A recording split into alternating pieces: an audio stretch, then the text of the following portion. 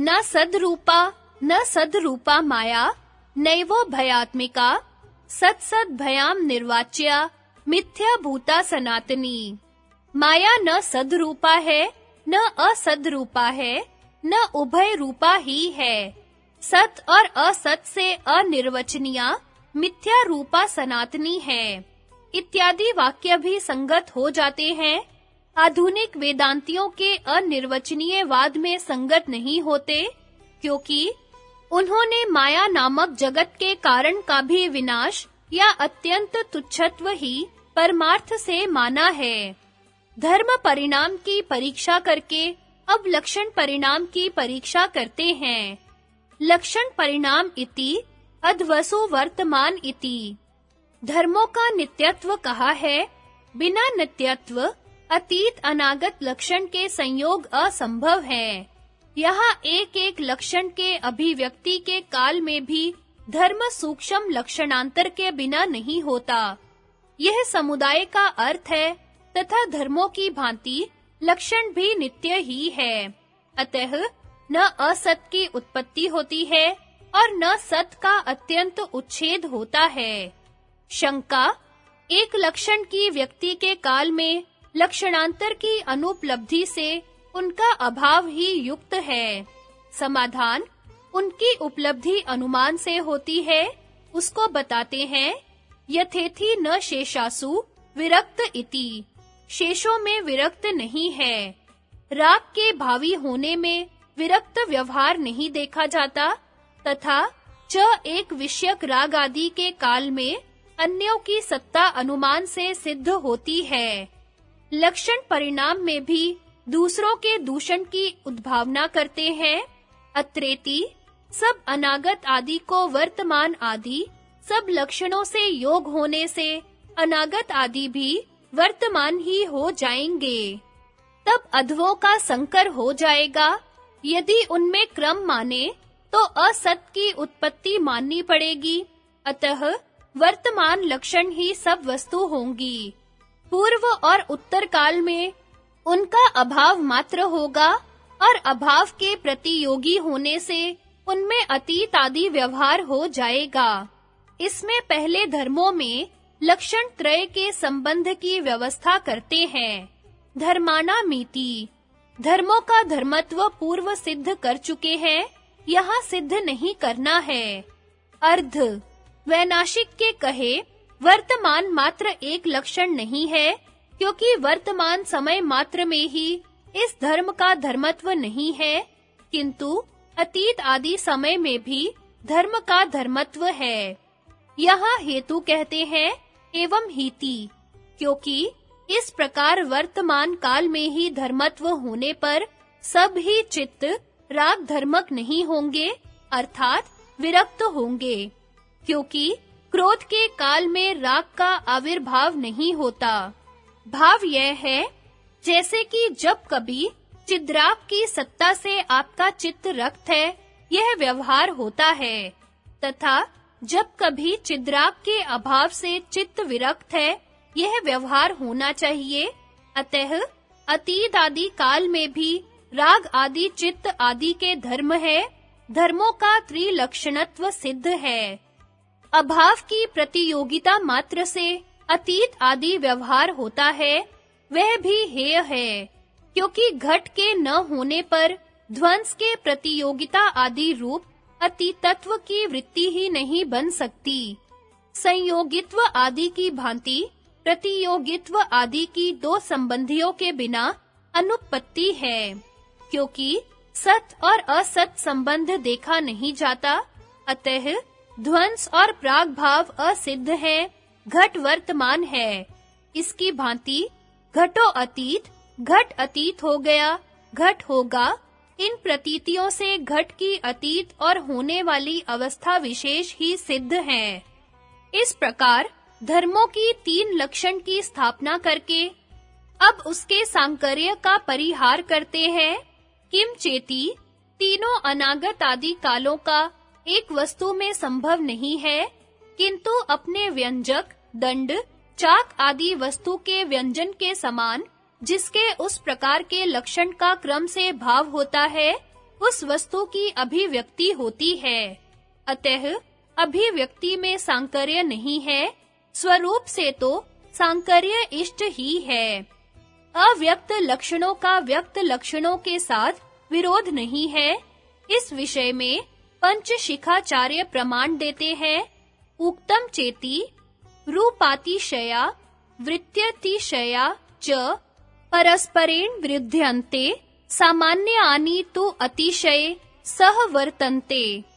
रूप अतिशय और वृत्ति अतिशय आपस में विरोधी हैं। सामान्य तो अतिशयों के साथ रहा करते हैं। धर्म से लेकर अनैश्वर्य तक 8 चित्त के रूप है। ज्ञान आदि आश्रय शांत घोर मूढ़ चित्त परिणाम वृत्ति है। इसका अतिशय अभिव्यक्ति रूप उत्कटता है।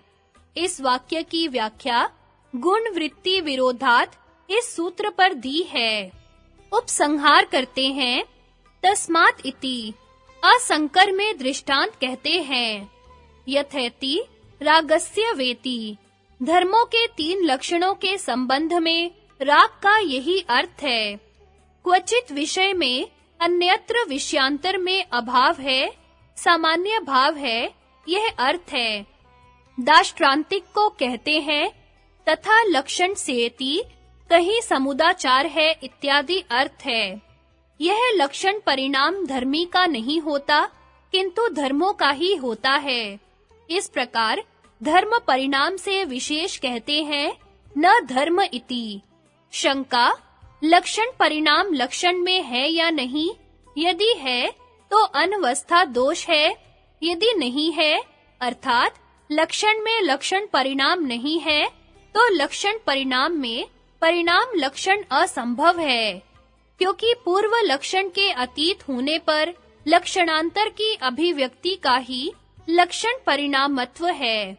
समाधान, ऐसा नहीं है, क्योंकि बीज और अंकुर की भांति प्रामाणिक होने से यह अनवस्था दोष नहीं है।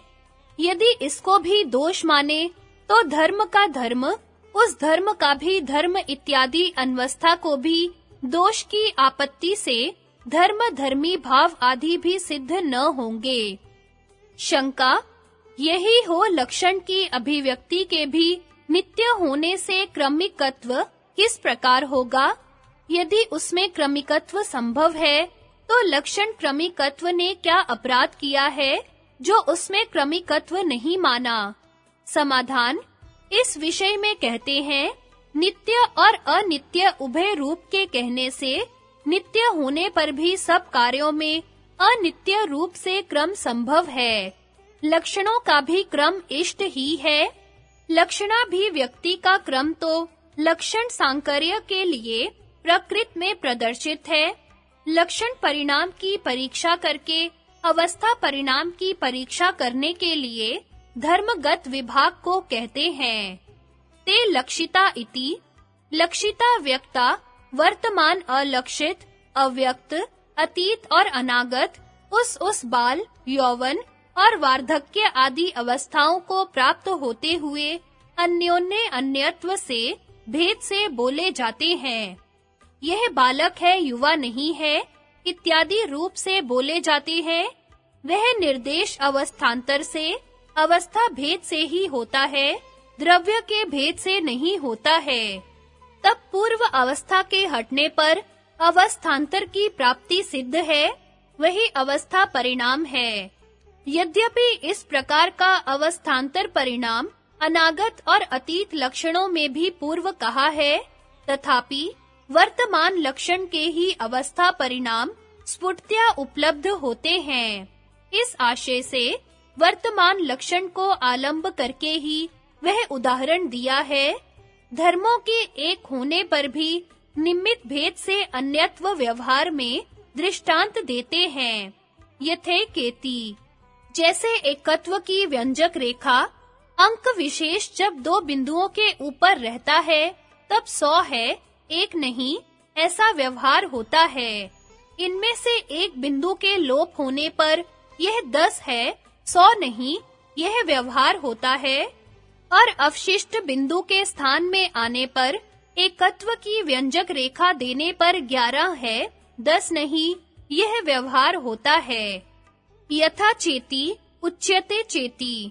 पुत्र पिता भ्राताओं से जनकत्व आदि निमित्त भेद से व्यवहार होता है। अवस्था परिणाम में भी बौद्धों के कहे दूषण को कहते हैं। अवस्थेति। अवस्था परिणाम के मानने में धर्म धर्मी लक्षण अवस्था, इन चारों को कूटस्थ की आपत्ति है।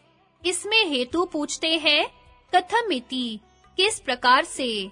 उत्तर, अध्व के व्यापार से व्यवहित होने से, क्योंकि व्यापार के निमित्त से ही सब वस्तुओं में अनागत आदि अध्वों के अन्योन्य व्यवधान को माना है और विभाग माना है, भाग रूप से नहीं माना, क्योंकि धर्म और लक्षण को सदा सत्य स्वीकार किया है। अब विभाग के व्यापार निमित्तिक होने का विवरण करते हैं। यदा धर्म इससे लेकर तथा अतीत इस तक।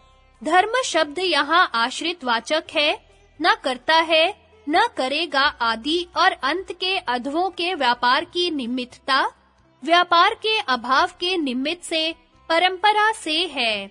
ऐसा होने पर पूर्व धर्म की अतीतता में धर्मांतर की अभिव्यक्ति होती है।